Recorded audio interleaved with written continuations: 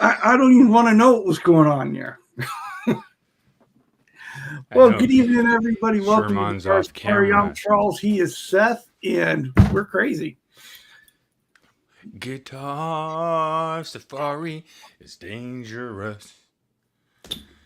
So, Seth, topic tonight, or what are your top three concert stories? Right, things that life-changing moments. Things you wish you hadn't seen. Yeah, sometimes right? the bad times turn good. The things, when something goes wrong, disaster can sometimes breed great adventure. For sure. And I think that, if that first concert, if the first concert you go to is right, there's always a good story to go there, right? I think. Yeah, it doesn't have to be your first. It could be anyone that something interesting happened. Can I start off with a show starter? There's a show starter. We got to do the roll call. We got to do the freaking roll call. And then I got a show starter for you. It started at a punk rock show in the day of the punk rock.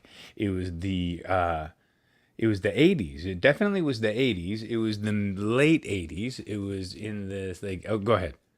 All right, so we're going to do it. So punk show in the late 80s. Keep that in your minds, folks. Welcome in Patrick Trites. I forgot. Paul McNary and all the cats. I'm just deciding all the cats are here with us tonight. I'm sure. Because there is no cat indication in the chat. Really disappointing, Paul. Well, that eye looks distinctly like a cat eye, so it might just only be the cats here. Then we've got Big Wave Dave. Big Wave Dave, Small Trophy Seth. And then we got our buddy Randy Crooks in the chat.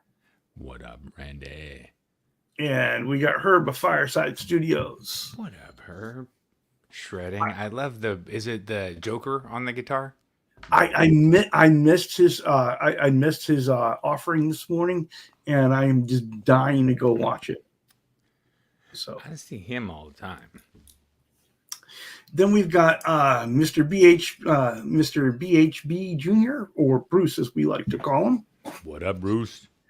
Then we got this character, Ben Coombs, who's in the chat. Everybody was kung fu fighting. Small what? What? Small what? Small bank account. Small vehicle. Small ego. Small other things. But yeah, I get it. But some things are plentiful. All right. I'm not sure where that was all coming from, but all right. Eddie Fayes in the chat, followed by Martian Murray. And Symmetry Trav is here with us as well. And so we got everybody's talking to each other and that kind of going on. Very good. Noise Bloom is with us. Hello, Noise Bloom. Significant events that shaped you as a young character while you were at it. And Blue Locks off no. Blue, right. I am so sorry. Go ahead. I'm just saying for our chat to be chiming in here, we need to be thinking, hey, well, we were kids. Maybe it was a neighborhood show where your friend's band played, and that's where first time you saw a tooth fly across the room. Hey, something like that. It doesn't have to be like only, I saw Ace Frehley do it, blah, blah, blah. Like, I want to hear some cool stuff, other stuff. I like that. And Blue Mox says, whoa, can you guys start over? We just did. We literally just did. That was absolutely just like 15 seconds ago was a restart. You got something to answer for here. Yeah. What happened? That's what I was responding to. I was actually in the chat when I said small car, small ego, and you weren't there yet. So now you're there. I just say you're just all over yourself. He's talking about himself. Then no worries. Yeah. He said, "Hey Seth, that's Herb's responding to me now. We can't both read. That's crazy." So Stephen Monchpichelli is saying, "Hey, good evening, folks." And we've got our time surfing alien saying, "Good evening." Can I say something real quick to Monch, Charles? Please do. I don't know if I sent the email back, but Monch sent me valuable information that is what we call the Luthiers Guild share.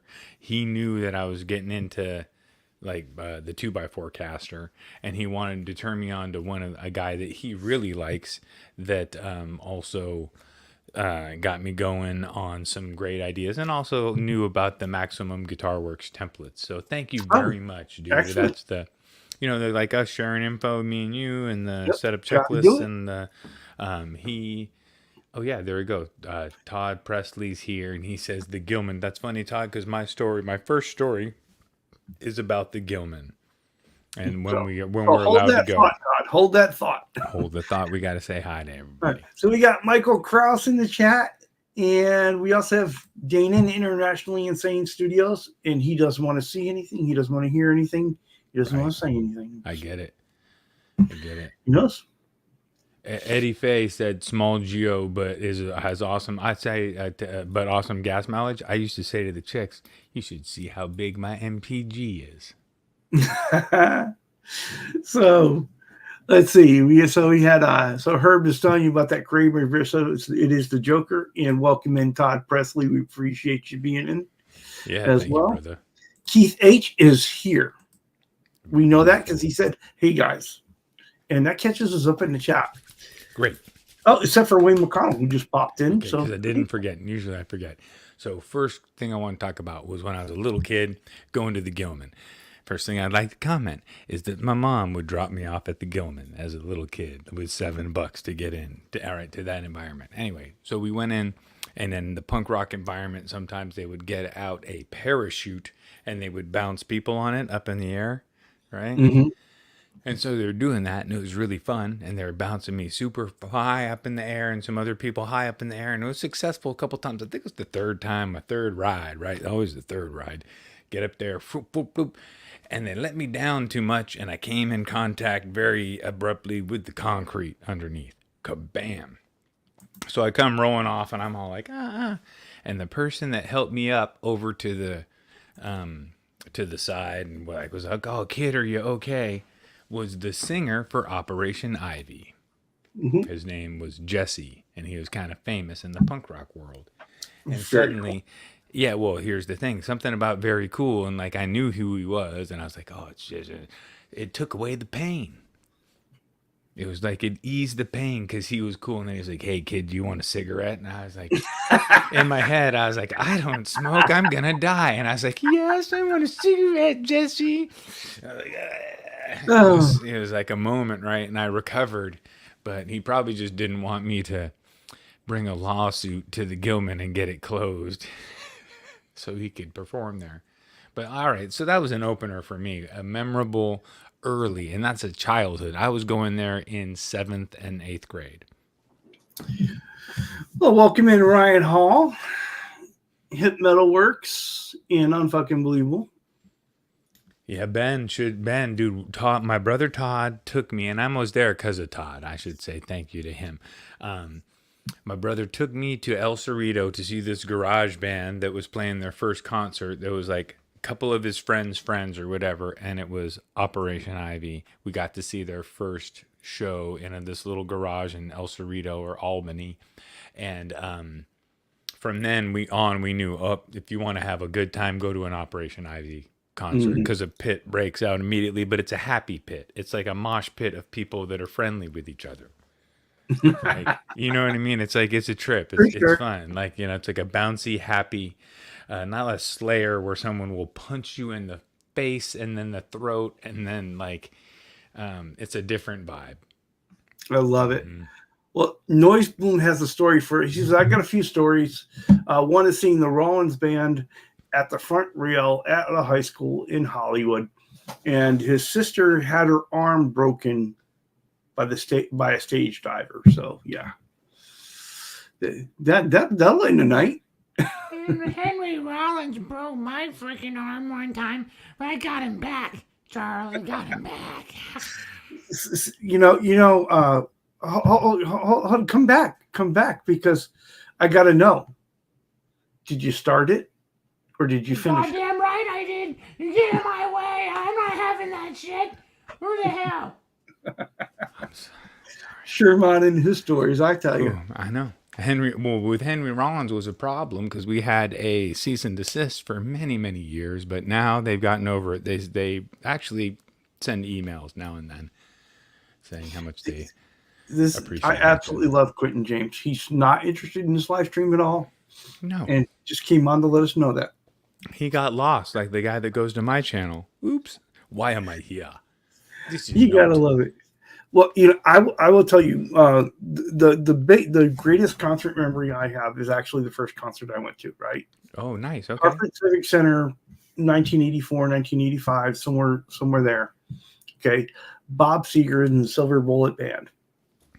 Now, what you need to know that makes this story really interesting is at the time I was a saxophone player. Oh, so you're ready to rock out. Okay, so first song, stage completely black. Saxophone player comes out, stands there. You can't see him. You can't see anything, and you just hear it. The opening saxophone solo to Turn the Page, right? The intro. I don't. Wait, hold on. Hum it. Charles. Da da da da da. Da, da, da. Turn the page. I'm that whole thing, a long, lonesome highway. wait. Come on. Da, da, da, da. Right. Anyway, so as a saxophone player, Yeah. my first concert, this is huge, right? Oh, it hit you. Yeah. Yeah, it just hit me. And then the rest of the band comes in, and you just feel, the air move from all the amps, right? The vibration of everybody playing at the same key in tune, and boom. And I think that is probably my single greatest concert memory, right? Because it left that lasting impression. Yeah. It was like a dopamine hit, like I don't know, something heavy that you never get again, like doing meth. Like, oh, you can never go back to the top zone, but you can seek it. I think for the next week, I took out my saxophone and I figured out how to play the opening. Oh yeah, and I played it straight for like a week. Yeah. Oh yeah, totally. I love that hyper focus. We were discussing hyper focus as a negative or positive thing, because some parents will come in and they'll say, "Oh, my kid, all they will do right now is Legos." And we're like, "Yeah, let them do Legos until they burn the hell out on Legos, or they become the Lego master of the world." Hyper focus is good, and it will switch. Don't worry about it. But you got to let it, as long as it's not negative behavior, hyper focus, be happy that it's not that, because you get that occasionally, right? Mm-hmm. But playing guitar, it helps having that. Yep. So, a follow-up story to Totally follow it. You had to go to the ER because there were no EMTs there, and security was horrible. So it was just a fun night. Oh boy, yeah. Well, I've been thankful for not the EMTs, but for the Gatorade tent. I would call it that. They're probably call it the first aid tent, but I drunkenly remember it being the Gatorade tent. And I drank about a half gallon of Gatorade that if I didn't have that, we would have had an emergency on our hands. So they were preventing an emergency. There you go. You know me, I'm Charles. Do you think I would buy a bunch of Gatorade at a concert? Hell no. But it was the most delicious Gatorade you ever tasted, and it was in this huge jug, and they gave me a whole bunch of it for free. And there, Sarah said, "I don't think they do refills forever, Seth." I was like, "Oh yeah, as long as I'm stumbling." And anyway, sorry. Great night. That's no, it's good story. So Eddie Fay says it's always the bands which are lesser known to me. Sandpoint, ID in the Summertime, with Big Head Todd, opened by Johnny Craigie. The at an outdoor venue, and he barely knew the bands, but they killed it. Right, those bands are kind of introduced to for the first time because they're opening up.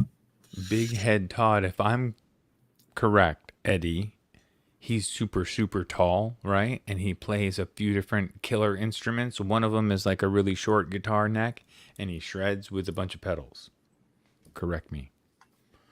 Just tell me I'm right or wrong. I think that's him, because he does. I think I seen him one time and I was like, Big Head Todd, I've heard that name. I thought it was like a 80s one-hit wonder or something. And then he brought out a bunch of cool instruments and started shredding. Like, what? Maybe I got the name.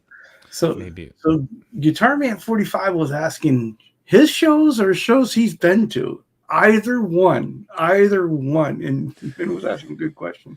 Well, So yeah, we No, want to hear whatever certainly. your best stories are. It doesn't have to matter. It could be a show you played, a show you're at, a show you heard, whatever.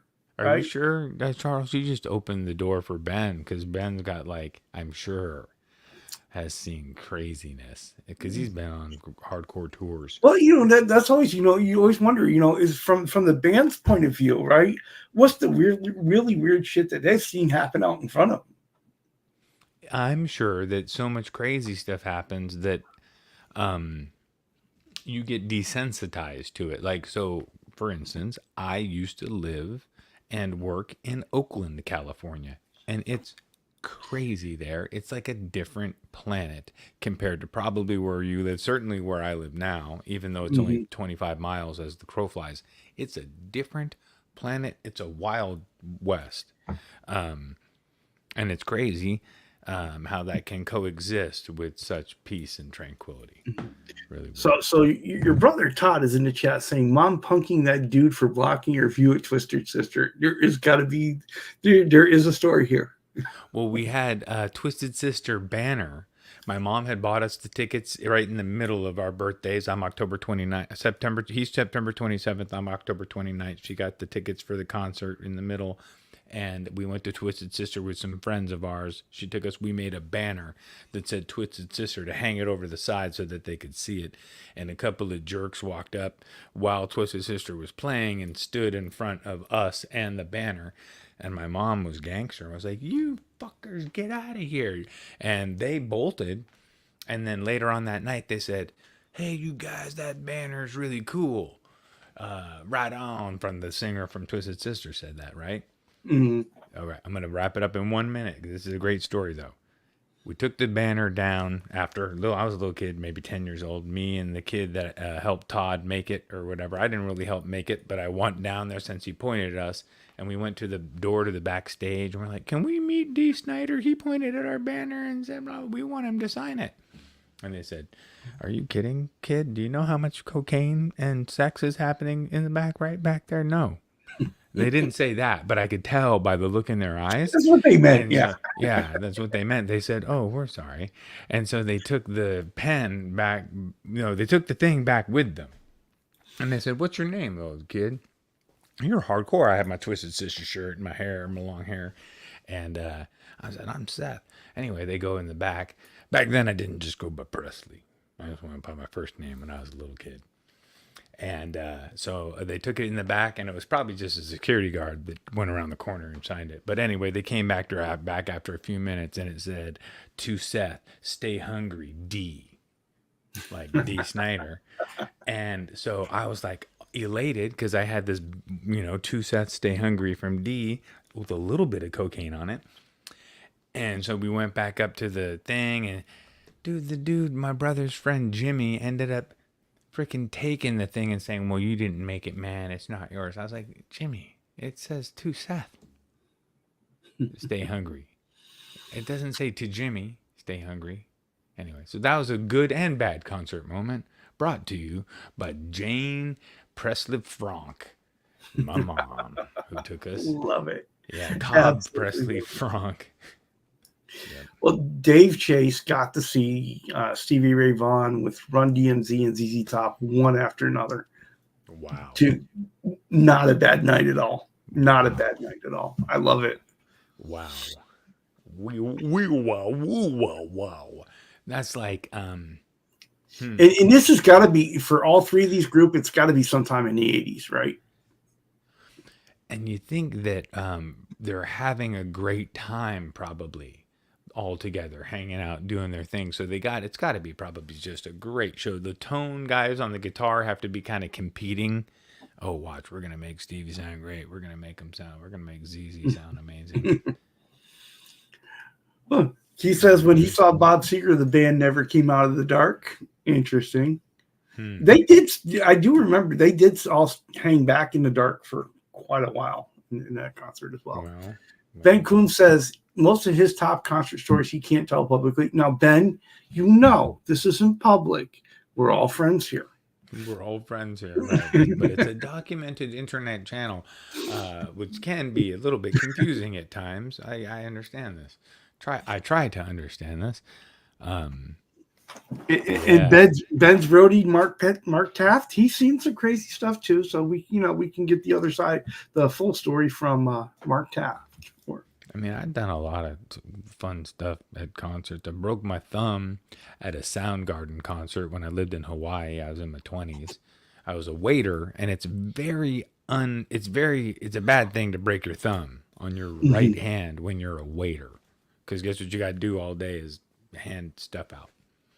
So we went to the concert and we were stage diving, and I got thrown over the rail, and I went to catch myself, and I went, ah, snap. And my freaking thumb snapped back. Oh no. Yeah, it was bad. It healed kind of quick, considering that, I still worked. I created like a metal hook that I attached to my cast so that I could just hook shit, and like, because couldn't use my thumb, but I could use my fingers. So I could hook it and just, anyway, it was a wonderful experience overall. Being Excellent. a hook hand, because recovering from hook hand will make you appreciate whole hand. So, I images, just images. Guitar Man 45 says he's got too many to pick from. Either way, he'd need a few episodes of the stream in order to go through them. Here's the thing. Guitar Man 45 has done some folk shows. So I would be really interested in hearing what is the craziest thing he's seen at a folk music show, for sure. And Noise Bloom says, here's another one. In the early 90s, he saw Tool play a glass greenhouse at the Scientology World Headquarters in Hollywood. Okay. It was wild. That sounds amazing. Sure, they would shatter the glass. Wow. Okay. I got one to parallel that. Charles, may I? I saw Tool play. It was Tool. We saw him play when I was living in Hawaii with me, my roommate, my girlfriend, who was like a little hot chick, and Deborah. Hi, Deborah. Anyway, so there's this chick in front of us that was smoking, and she was like smoking and flicking her cigarette like back behind her and holding it up. This is back when, obviously a long time ago, when you could smoke at a concert, right? And she was just smoking and flicking it, and the ashes were coming down on us, and we're like, fuck, you can't do that, right? And so we told her that a bunch of times, and we were like, hey, but, and then me and my buddy Tony, we were both, I'm not going to say we were relatively sane. I was kind of crazy as a young kid, but we were both relatively sane people. But this was a little bit out of the normal, the way that, because he was even a smoker, but this was crazy. So we noticed this lady was like not there alone. There was nobody. She was just super hammered and doing this. I think she may have been a girlfriend of somebody either in the band or whatever on the stage. So we took the opportunity when we had it. I said, Tony, I'm going to go down and I'm going to pick her up, and you're going to help me, and we're going to throw her over there. Because there's so many people in there mosh diving and stage diving. And Todd, please corroborate this if you remember or have heard this story from a reliable source. So, and this is real talk. I leaned down and went underneath and was like, 1, 2, 3. And we just boosted her up and launched her. And she went into the crowd and like, wah, wah, and then she got let down softly, but she was so hammered and like had no idea where it came from.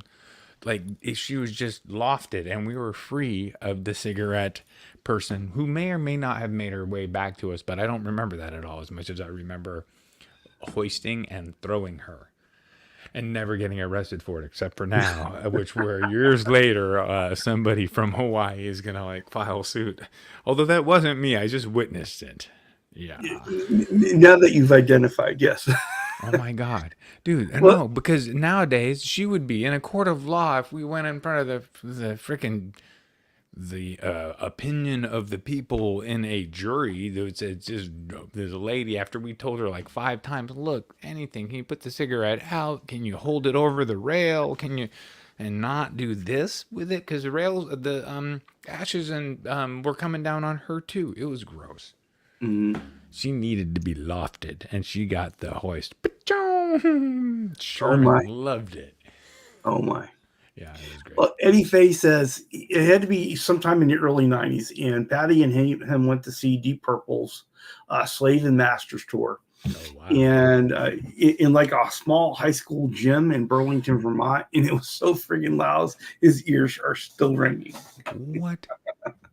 Eddie Fay. Eddie Fay. Guess who was born in Burlington, Vermont? I was born in Burlington, Vermont. That's crazy, dude. I was born in Burlington, Vermont. Nothing else has ever happened there except for that Deep Purple show and my birth. That's no, and I think Ben and Jerry's ice cream comes from Burlington. So And there's that. when Michael Krause got to see Stevie Ray Vaughan at the Orpheum in Boston, the Outlaws opened, and Stevie Ray Vaughan lost his voice. This is before he went clean. So, Wow. and not to be outdone, Guitar Man 45 saw Stevie Ray Vaughan a month before his death at Pine Knob. So, Wow. Never saw Stevie Ray Vaughan, but it was the very first music that I ever heard come out of a a CD player system. okay, so the topic of the next Water Buffalo meeting is now going to be all of Ben's crazy concert stories. Oh, beautiful. Okay, I get you. Yeah, you got to. I'm holding him to that now. See, I've put it out there, so now it's going to happen. And Mark Taft, who is Ben's life roadie now, and his guitar roadie before, in 1986 he went to see Kick-Axe, Crocus, and Accept at the Kingston Memorial Arena, and it was a hell of a concert for sure. I remember Crocus. Yep. I probably had a Crocus sticker on my freaking Trapper Keeper. I don't know what to. I don't know. You had to bring up Trapper Keeper, did you? Did you really? Saying, I would have a Crocus sticker. I think there was a band called Torcus in our neighborhood. Seth, now this is a great concert moment. Randy Crooks is on acid at the Emerson, Lake and Palmer concert, and he runs into his English teacher. Uh-oh. But his English teacher was also on acid. Most likely. Right. Totally. They're like, what's up with that pulsing sound? Well, our buddy Wayne McConnell, he saw Stevie Ray Vaughan at the Orpheum as well. In about a month before he passed, but regrets drinking so much scotch before the show. So we know how he ended up. It's just kind of the idea there. Oh yeah.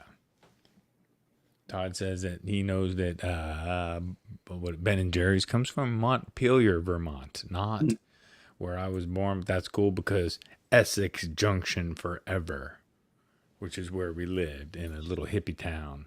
If you're a super hippie, you go to Vermont. That's like hippie town.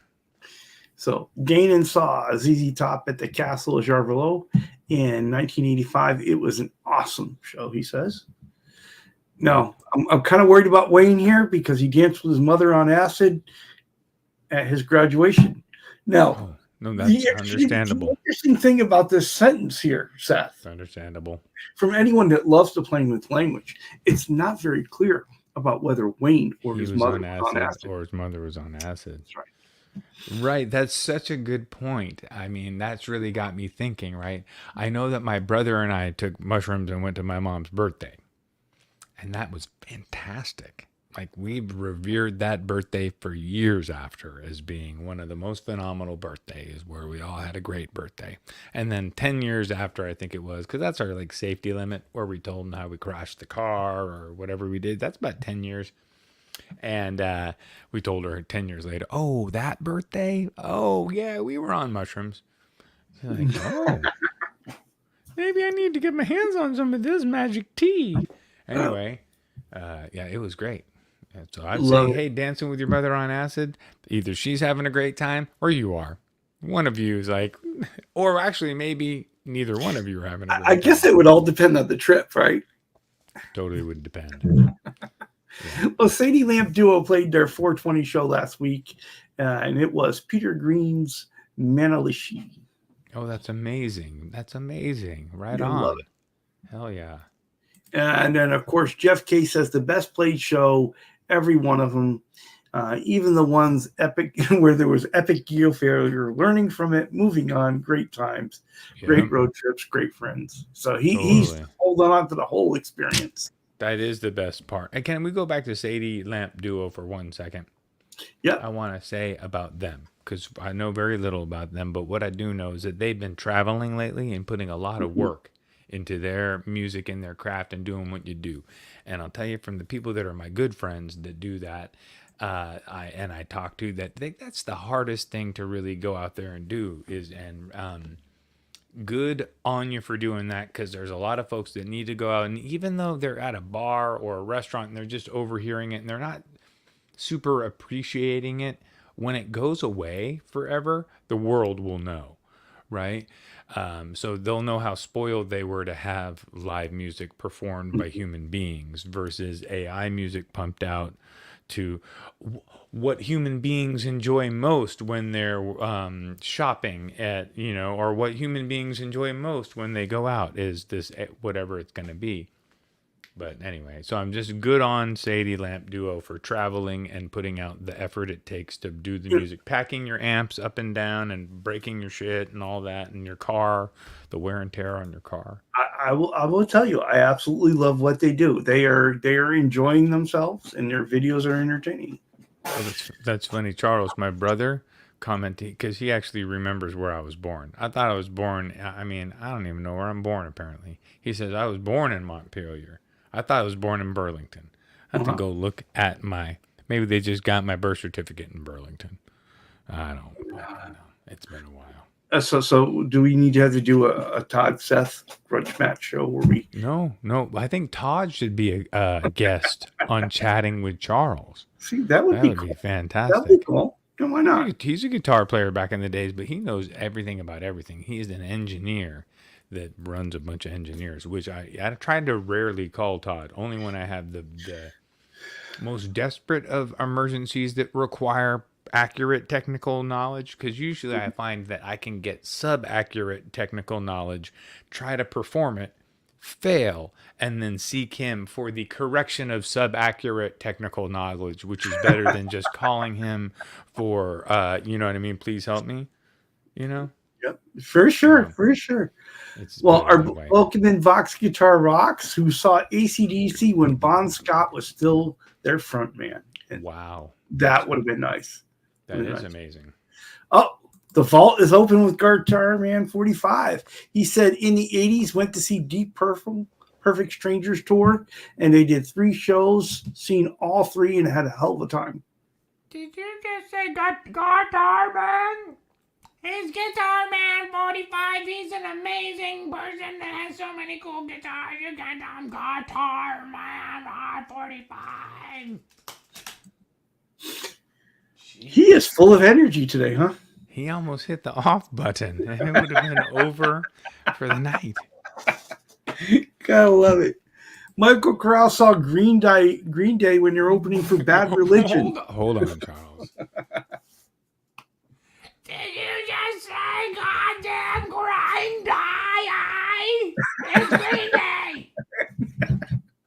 Thank you. I'm so sorry. Yes, he saw Green Day when they were opening for Bad Religion. Okay. And they were really unknown outside of California at the time. Oh wait. He saw Green Day when they played back with Bad Religion, because that is back in the day. That is like just when they were coming up in Berkeley, when they started to hit. When they do the behind the scenes episode of us. Oh yeah. Right, of how we broke up, that was the moment. Oh man, come on, Green Day. Charles is just. I slip so much and fall. I'm used to looking up like this. Please help me. Give me a hand. No, come on. We're trying to get through the hour. We got 26 minutes. No, I'm kidding. International Insane Studios said Crocus and Accept, Screaming in the Night. Ooh, another Trapper Keeper favorite was the Oh, yeah. Crocus sticker. Crocus was right next to my my other, yeah. Hell yeah. And Guitar Man 45 shared a stage with Kick-Axe in 1980s at the Harpos. Oh. You gotta love it. You shut up, you dog. That was crazy. That was So stereo. what does Todd mean by Essex Junction Forever? Essex Junction is a place in Vermont where we lived after I was first around. I think when I was real small, we were in Essex Junction. Yep. Vermont. That was like where we kind of grew up, where we hung out when I was very little. And then we went to California. Then we went to Maine for like a year, and then we went to California. Because my mom pioneered out and set up California for us before we came out. Gotta love it. Of course, Michael Krause knows Essex Junction. No, I didn't love it, Charles. I loved it. I didn't love it. My mother left me for a year, Charles. I actually was torn apart by that. I'm just kidding. I did recover from that, but no, I did love the fact also that I got to grow up to be a California boy. That was the bomb. And then I got to see all the amazing shows. Can I talk about how my mom also dropped me? I'm sorry, Mom, if you're going under the bus tonight, but you already didn't subscribe to my channel. So she dropped me and my brother off. I think I was 10 or 11 to a Venom, Slayer, Venom, Slayer, Possessed, and I think Metallica show. One of my first big shows in San Francisco. And mind you, Venom is like the most devil Slayer death band, and then Slayer is Slayer, and then Possessed was Exodus. It was either they turned from Possessed into Exodus or the other way. I'm pretty sure it was Possessed to Exodus. Yeah. That was a good show, and somebody screamed in my face, "Rock and roll," and I cried. I think your mother's never talking to you after the show. That's fine. It's the reality of growing up. But she was like, "Oh, he $11 to get him out for the night. Let's do it. Let's get him." Well, Bruce, have a good evening. Bruce isn't feeling too well, so he's going to go ahead and head out. Have a good evening. Feel better, buddy. Absolutely. And Vox Guitar Rock says, asking, was anyone here ever seen Hendrix? He said he was too young, but his neighbor was at the original Woodstock, and the same neighbor claimed that Johnny Winter was better than Jimmy. That's a bold statement. It's a bold statement. I don't know. Probably not. Who knows? My neighbor actually was the guitar tech for Frank Zappa for a long time, and Frank Zappa had the guitar that Jimmy burned on the stage in Monterey, and so he had to watch over that for a long time. And so that was something cool that was like my neighbor told me. And so, and Todd is adding in Venom, Slayer, and Possessed at the Kabuki. At the Kabuki. Come on, even the name is threatening. Well, where's your kid going to? Oh, at the non-threatening Kabuki Theater on Stab and Kill Avenue in San Francisco. Oh, really? Yeah, no, it's okay. We're going to have a cab driver drop him off. Vox Guitar Rock says his best concert was the Taylor Swift show he didn't go to. Ooh. Hey, if I could get some tickets, especially if they're right up front, I'd be down there. Seth, we got to rewind everything. Okay. Ryan's. Oh, right. Can you go back? Because we're talking about Can you do your OU812 intro? Oh, of course. Sorry. Hold on. It's the OU812. That worked out pretty well. I didn't do the reverb, but I just felt like that was not too bad. Yeah. For the moment, we made it. You need to reverb though in the future. Just mental note. I've got it right here. No, it's too late. I overdo the reverb when I do the reverb. It becomes way too much reverb. Oh my. I'm so sorry about doing that. It's my pedal that does it. As soon as I touch the pedal, it just goes. No. Way too much reverb. And for those of us that don't know, yeah, R2 R3 locking nut has a new beautiful guitar. Hold on, he also has a thing, Charles, because he is R2. are 3 locking nuts. And so if you missed the OU812 show, the Turns Chubb show last night, go back and take a look, and you need to see this guitar in the flesh. Oh, that Just sounds like, amazing. I was talking with someone last night about the Trans Trem guitars, and how Sammy Hagar was. Ryan, you will appreciate this, because Sammy Hagar, being such a talented singer, hitting all the notes and being able to do whatever he wants, could actually play around with the fact that Eddie could hit all those keys and do whatever he wants, and a really good bass player. Come on, Box, you know, right? You can do it. You're jumping in and out of any key you want, no problem. So they were together able to do, you know, you could just have one chorus be in a completely different key, which is really fun. Very cool. Fox Guitar Rock says the coolest show he ever attended was Page and Plant at the Sky Dome. Plant did call in response, and everyone sat there, and I stood up and shouted, and then everyone joined in, and Robert saluted him afterwards. Ooh, that is nice. That is super nice. And Jeff K's most memorable concert was Alice Cooper in 1978, St. Paul. Some idiot tosses a tear gas container into the arena, and 14,000 people rushing for the exits all at once. He thought he was going to be trampled to death. Oh my! You're lucky. Yeah, you're lucky you weren't. Yeah, totally. Yeah. I'm glad you're okay. That is not fun. Totally. All right, Herb says is saying good night. He is beat. Well, have a good evening, Herb. Thanks for stopping in. We appreciate you, buddy. Yeah, dude. I'm sure I'm going to clap right after this for sure. Thank you for saying goodbye, but you guys know me. I just disappear. My wife looks at me when I'm looking at the cell phone, and I get in trouble. So I put it away immediately, and that doesn't mean goodbye, guys. That means click. Yep. For sure. Gotta put it down. And Vox Guitar Rocks also saw Rush at St. Catherine's High School back in the day before anyone knew who they were. And there are videos of this one up on YouTube, apparently. Oh, nice. Okay. Yeah. You gotta love that. Stephen Monch has entered in. He said the best show that he ever saw was Pink Floyd during the Pulse tour. The sound was incredible. Did you see was Shark Puppet Boy Studios here? Yeah, I highlighted him. I put his what? Put him up there. Oh, yeah. I didn't. Oh my God, Shark Puppet Boy is here because he's my favorite in the whole world. That's the Shark Puppet Boy. So I'm sorry, but I think now Sherman might be done for the night. I think he's overloaded. He heard that because Shark Puppet Boy is coming up on 1,000 subscribers, Charles.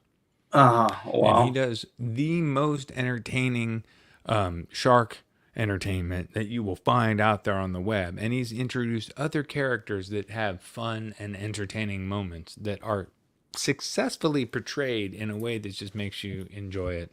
You don't always laugh out loud, but it's always a fun little watch. And it's never long and too much. It's always perfect. Yeah, it's always perfect. Way better than my guitar building. If you're looking for some laughs, check out Shark Puppet Boy. He's amazing. Yeah, for sure. Really worth the subscription, for sure. I can only imagine this concert in person because I didn't get to see the Pulse tour in person. But every time I watch the live videos, the sound is just incredible. And it's just, right. I mean, it is, I can only imagine what that must have been like in person. Totally. It would be crazy because back then they pumped it loud. Mm-hmm. Less PA, more stage volume. But there was a lot of PA back then too, but more stage volume for sure. And Dave Chasers reminded everybody to go ahead, hit the like button. Sure, if you like what you see here, the like button. If you don't, hit the other button. Tell us we suck. We don't care. I mean, we care about the show we put on, but we get it. We're not everyone's cup of tea. But hopefully you're having a good time. Yep, you could be with the guy over on my channel that's from Zimbabwe that's like, I was looking for parsley consolidation, and now I'm here. This is not parsley. I see, and I cannot get out.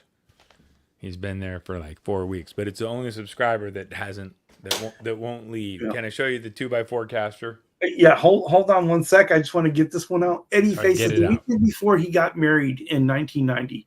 Him and his wife had a chance to see Stevie Ray Vaughan in Nexus Junction, Vermont. And we said, well, we'll see him next time. Sadly. You know. Oops. Yeah. I'll see him next time. Yep, I get it. That's how it is sometimes. Mm-hmm. Box Couture rocks. I miss the old days, especially ticket prices. Well, you know, that is so funny. I thought when I bought my first concert tickets, I remember thinking $24 was a ridiculous price for a concert ticket. Oh yeah. $51. No one can afford that. Yeah, exactly. And now we're talking 400 plus, and you know, craziness just to go out. Yeah. All right, so you got your Telecaster there. 2x4 caster. All right, so I'm gonna solo you out. You said that I nailed the shape. I kind of nailed the shape. I like the fact that I left the knot in the back.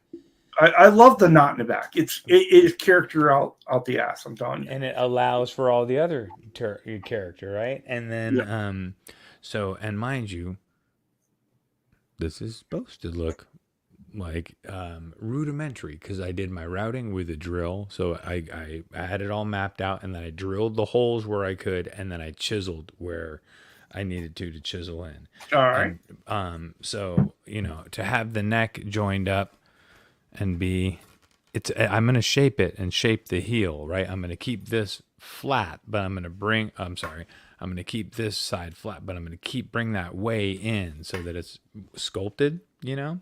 Mm-hmm. So that'll be sculpted. That it's sure. Oh, so as you put your hand on the heel there, it'll be a lot more sculpted. So more room to kind of reach in. Here's the routes, which for by hand with a drill and then a chisel, I thought was not bad. No, I'm liking it. You know what? Listen, like you said, once you get to the next stage and you do some sanding, it's going to be beautiful. Also, this, I found out that I really should have glued and cut the wood at a different grain angle because it looks good with this long grain, but then when you go to chisel in the long grain, it wants to peel. So that's a thing, right? So all these things I'm learning, and that's why I'm just doing it with 2x4s. Because if you just do it with nice wood, so this, I'll probably finish it up, I don't know, in the next week or two, something like that. I don't know. We'll see. Very cool. Very cool. Yeah, thanks, man. I'm digging it. Of course, you know, as a Telecaster, it's the right shape you had me at Tele. I know. And Telecaster, you're going to love it. My favorite, my absolute favorite part is the knot on the back. I'm sorry. I know I already said it. Thanks. Yeah, well, it'll look cool when it's got a little bit. I'm going to do a little bit of true oil. After we sand it and true oil it, it'll look amazing. So. Well, R2, R3 Locking Nut says the best show in 1992 was when Pantera gave him tinnitus. What? Ooh, yeah, right. Huh? What? Pantera did what?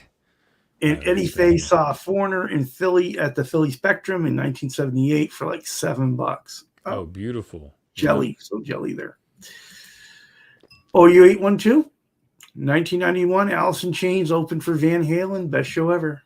Wow. Yeah. I never saw Alice in Chains live. Saw Van Halen live a couple times. Never saw Alice in Chains.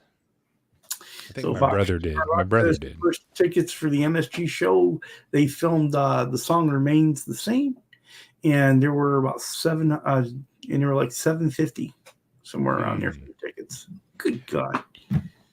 $7.50. The night that we went to that Twisted Sister show, Y&T was one of the bands, and they filmed a video for one of their songs that had a robot in it, and then it showed everybody in the crowd having this like metal shield, and they handed out the metal shields, the plastic metal shields, to everybody. So we had those when we went home. Probably could find that on YouTube, that video. Yeah, that'd be good.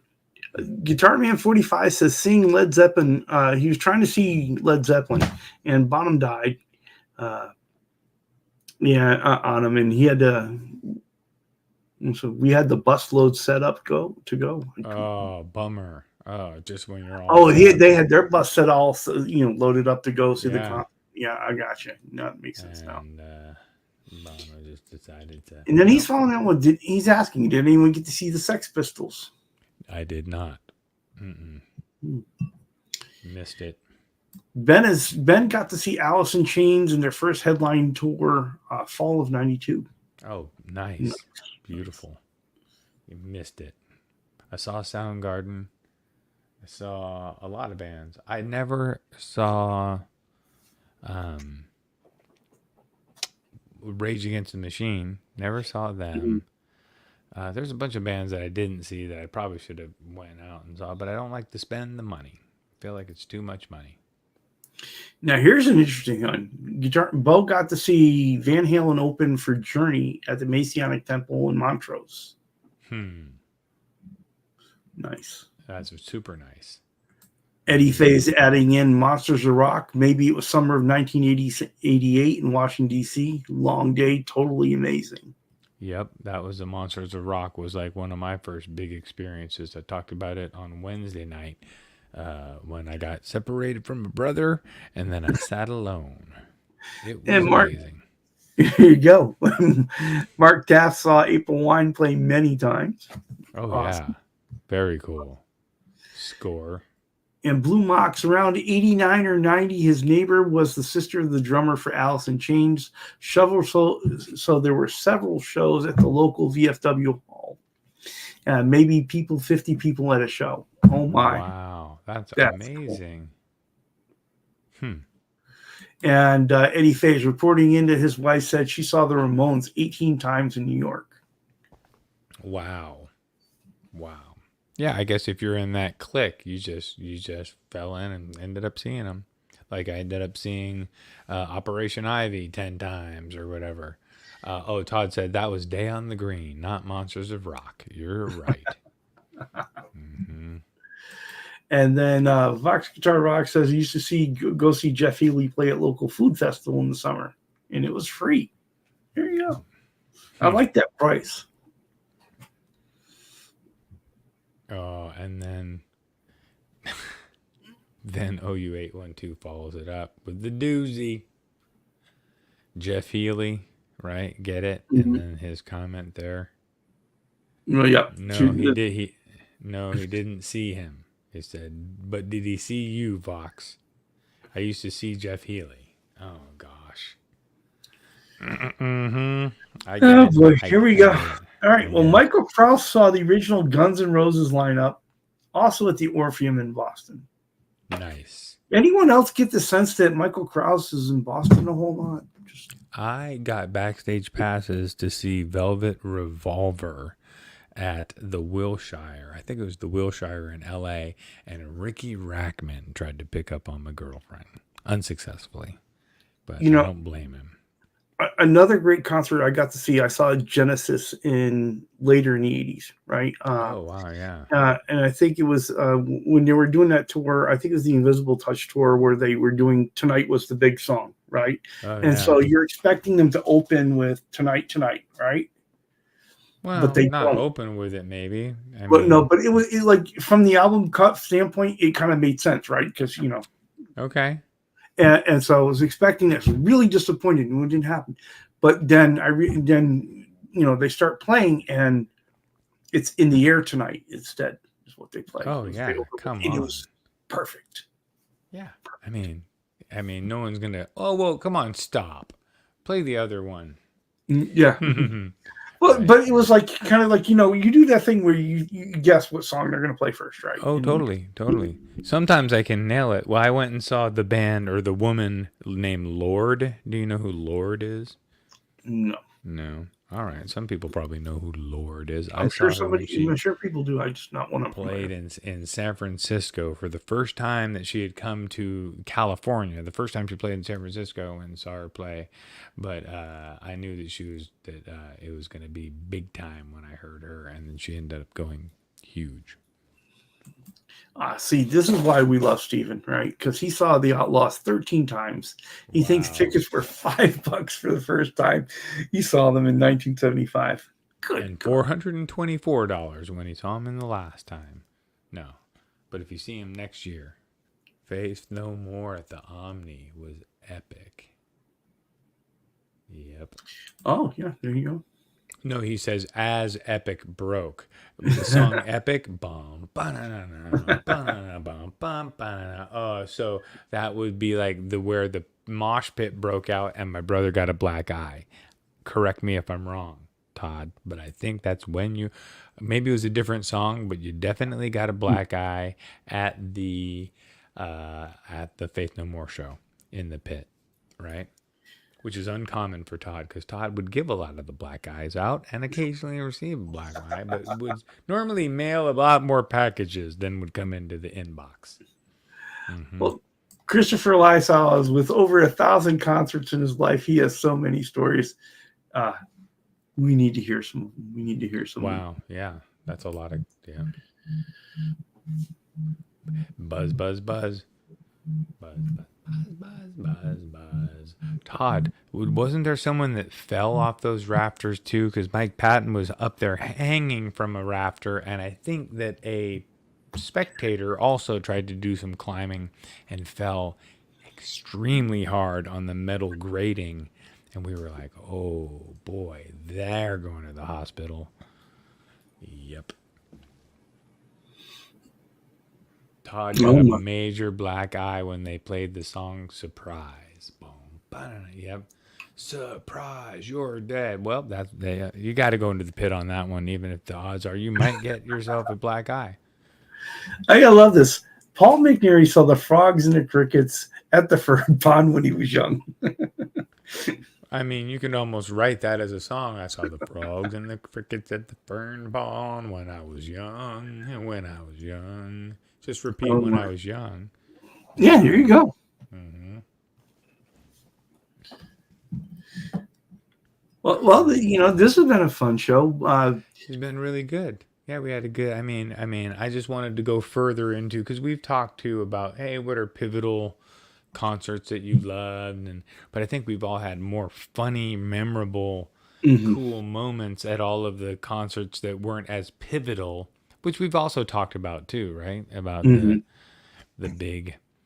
I remember playing the Gilman Street for the first time in 1989. I think it was in October.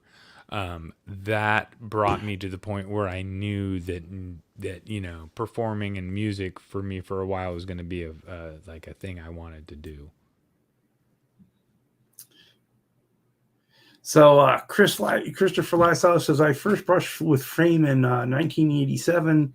Zodiac Mind Warp was opening for Guns N' Roses in their first headline tour. He was front row, and Guns N' Roses dude with long curly hair between the barrier and the stage says, that's where it is. ...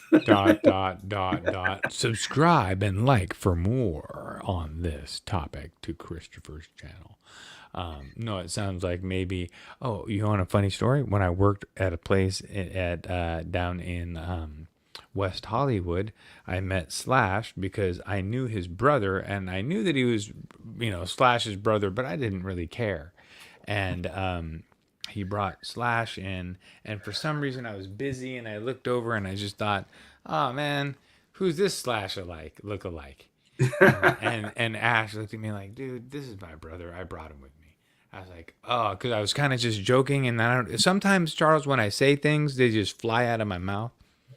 The other day I was riding down the hill and the sun was in my eyes a little bit on my bike. And I did a heads up with the guy who was driving up the hill in this big truck. So I knew he was pulling over, but there was a guy not standing by the stop sign he should be attending.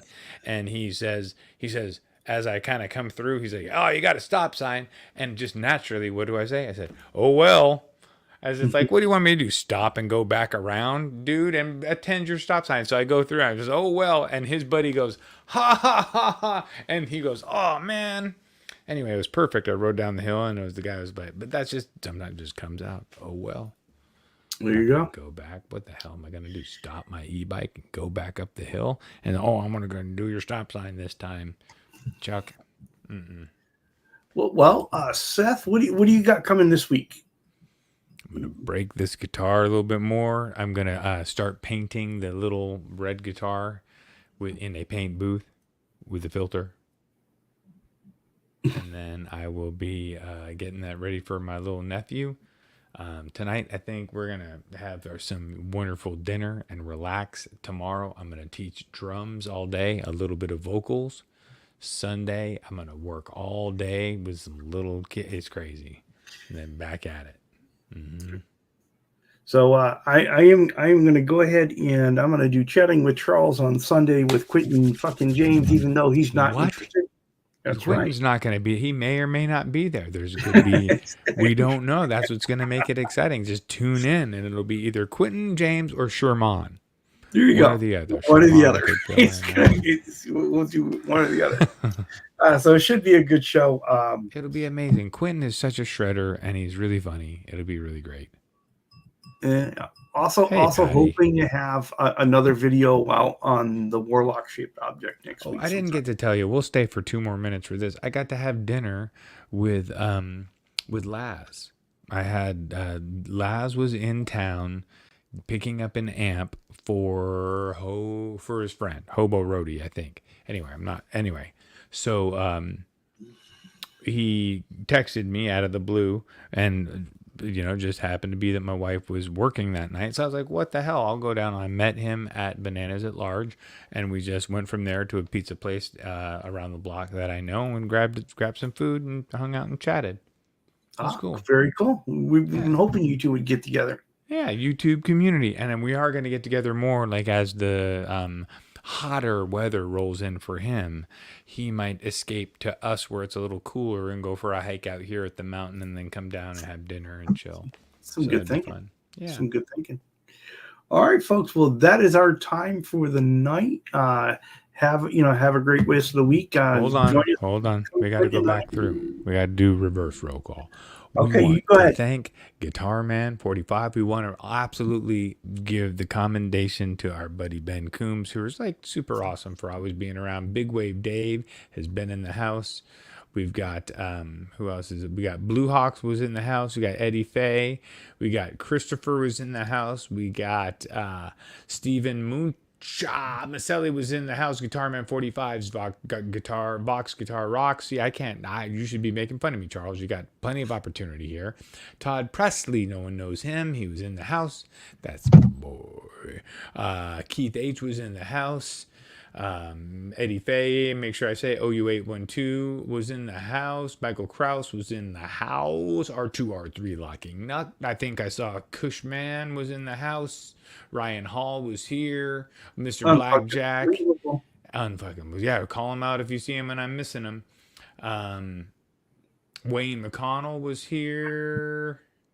Sadie Lamp Duo was here hanging out. Mark Taft was here hanging out. Rico. What? Hold on. He's been very quiet.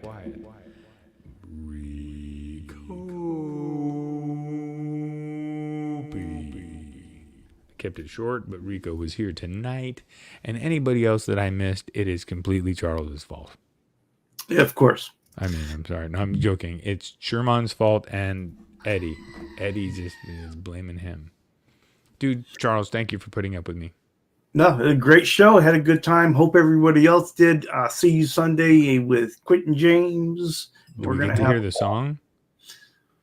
What song? You mean that song? Come on, people. Charles and me. About to take you on guitar safari. So turn on your computer, turn on your phone. 'Cause it's about to go down. One volume, one tone. Yeah, Charles and me. We're about to take you on guitar safari. Turn on your computer, turn on your phone. 'Cause it's about to go down.